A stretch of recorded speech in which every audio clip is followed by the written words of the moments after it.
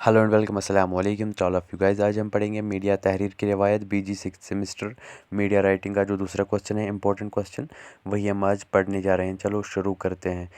जहाँ तक उर्दू सहाफ़त का ताल्लुक़ है तो इसका आगाज़ 27 मार्च 1882 में हरी हरदत के अखबार जाम जहां नुमा के नाम से हुआ, लेकिन अफसोस ज़माने के नज़र बद से ये अखबार बच न सका। ये वो ज़माना था जब फ़ारसी मुल्क गैर पैमाने पर बोली और समझी जाती थी, यानी इसे सरकारी ज़बान होने की हैसियत हासिल थी।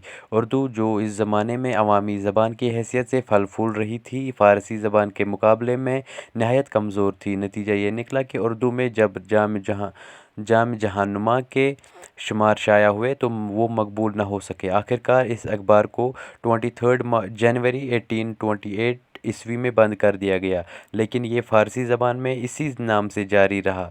1830 ईस्वी में उर्दू को सरकारी ज़बान का दर्जा हासिल हुआ। गाइज़, ये इंपॉर्टेंट क्वेश्चन है, इंपॉर्टेंट पॉइंट्स है। उर्दू ज़बान को सरकारी दर्जा कब मिला, पहला अखबार किसने लिखा, ये आप याद कर लेना ताकि आपको ये एग्ज़ाम्स में आएंगे छोटे छोटे क्वेश्चंस, जिससे उर्दू की नशोनुमा पर खुशगवार असरात मरतब हुए।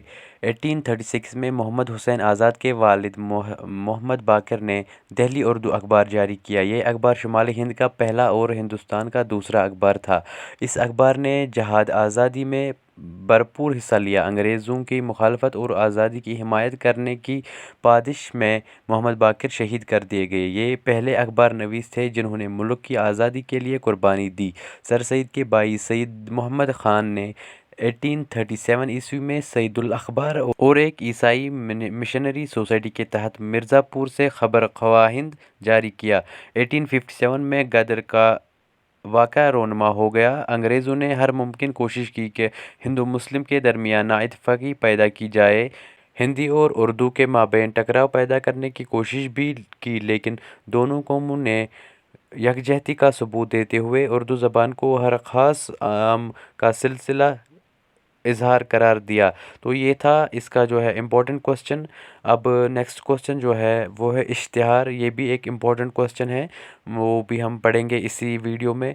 आप बने रहें। आप please like share comment and subscribe करें। यह है इश्तिहार। इश्तिहार का मतलब ही होता है कि वक्फ़ा, यानी एक ब्रेक जो होता है, एक किसी फिल्म में, मूवी में, ड्रामा में एक ब्रेक होता है जिसको हम ऐड कहते हैं। इसी को उर्दू में इश्तिहार कहते हैं मीडिया राइटिंग में।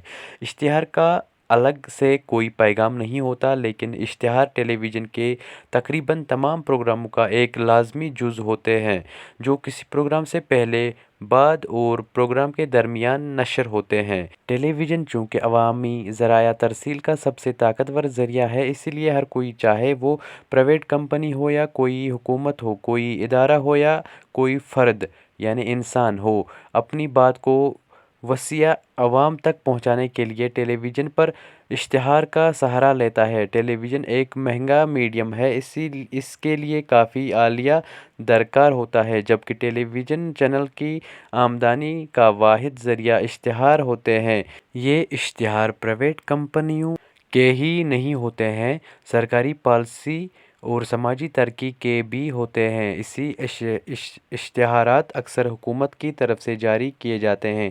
तो इसका मतलब यही है कि इश्तिहारात किसे कहते हैं, इश्तिहारात कब, मतलब ऐड जिसे हम कहते हैं, जिसे हम एडवर्टाइजमेंट कहते हैं, उसी को मीडिया राइटिंग में इश्तिहारात कहते हैं। तो ये कुछ इंपॉर्टेंट क्वेश्चंस थे आपके लिए, आप ये भी पढ़ सकते हो आराम से। तो अभी टाइम नहीं है, इसीलिए मैंने वीडियो जल्दी बनाई है। रात 12 बजे अपलोड होगी, तो पता नहीं 1 बजे तक अपलोड होगी।